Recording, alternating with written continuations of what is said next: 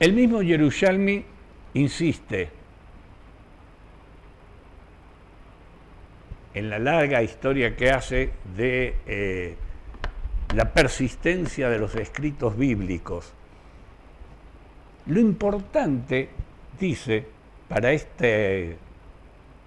persistencia en la memoria dentro del pueblo judío, no era la historia, sino lo que se llama en hebreo la halajá, o sea, la ley, o sea, el cómo vivir, pero no la ley como imposición que hay que cumplir, sino la ley, y cita el origen de halajá, halaj, camino, el camino que hay que recorrer. Y esto recuerda al Tao, recuerda a tantas otras metáforas que hablan de esto. ¿Cómo recorremos este camino? No cómo cumplimos necesariamente imposiciones previamente establecidas. Cómo recorremos el camino significa también y fundamentalmente qué queremos hacer en este camino. Todas estas parecen preguntas un tanto abstractas, pero sin embargo me parece que si no ahondamos en ellas, no solo no nos vamos a poner de acuerdo, cosa que ya dijimos no es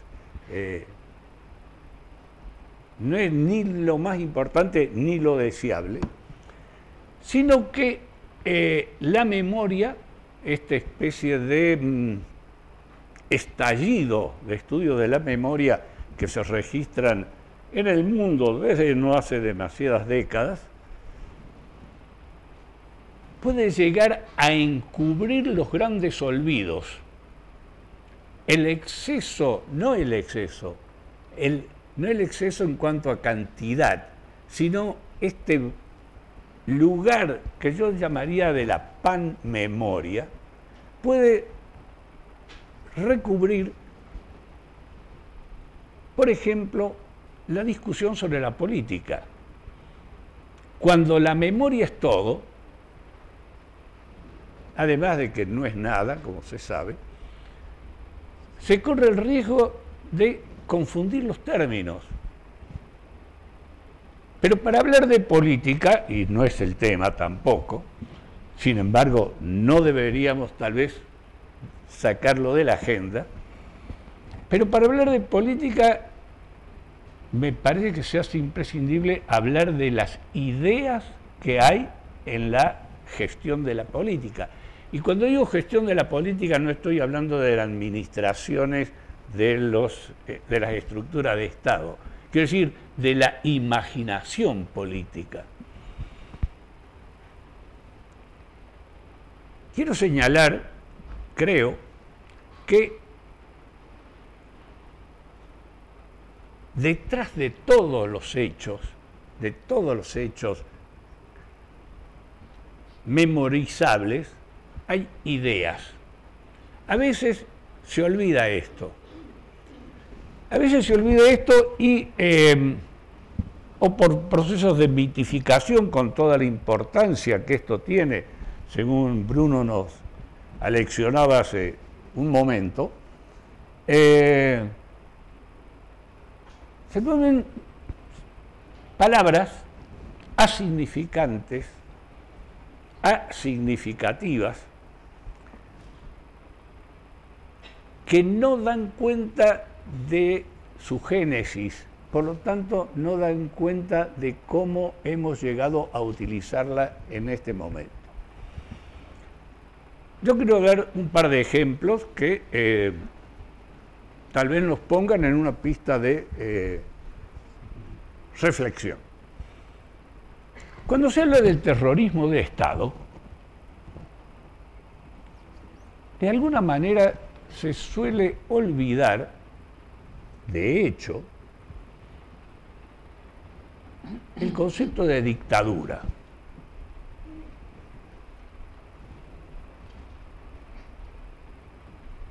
y entre terrorismo de Estado, que es una expresión explicativa de todo lo que, de toda la represión habida en nuestro país durante justamente la dictadura, suele suplantarse la dictadura como un acto político, suele quedar opacado por este otro hecho llamado terrorismo de Estado. Y el propio concepto de terrorismo, antes usado para los grupos armados que actuaban en la Argentina, usado universalmente ahora como abstracción, algo así como la lucha contra el terrorismo dominante en el mundo, parece abstraer este concepto y el terrorismo deja de ser un instrumento en función de ciertas ideas, de ciertas políticas, de ciertos intereses, sino que parece existir en sí mismo.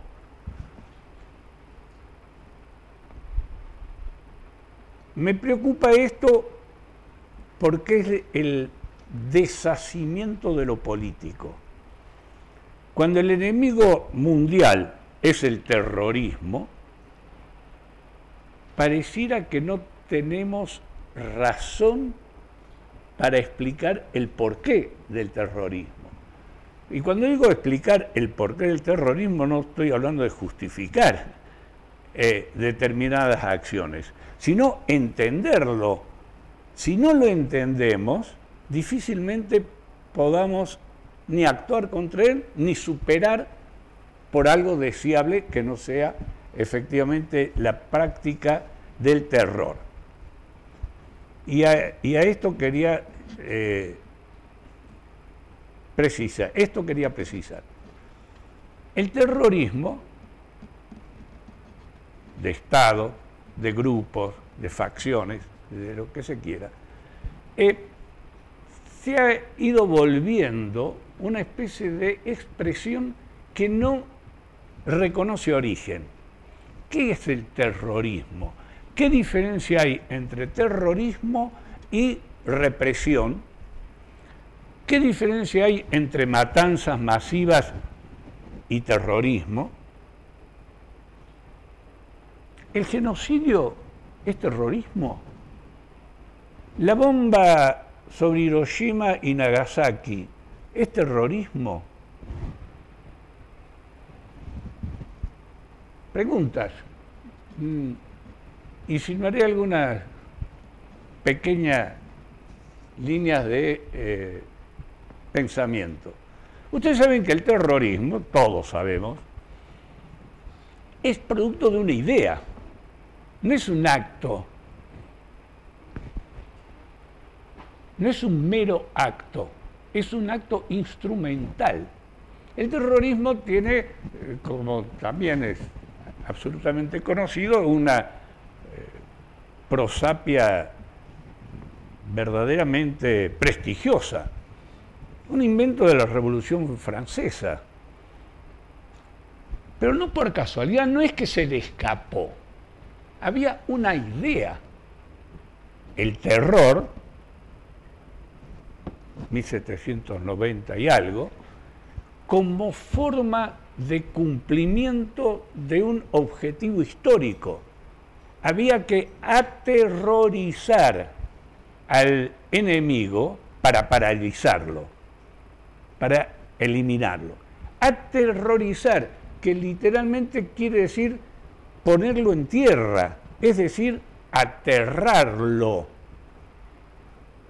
hundirlo no bajo la tierra necesariamente, sino imposibilitar su acción, tirarlo al suelo, digamos, como los boxeadores cuando quedan noqueados.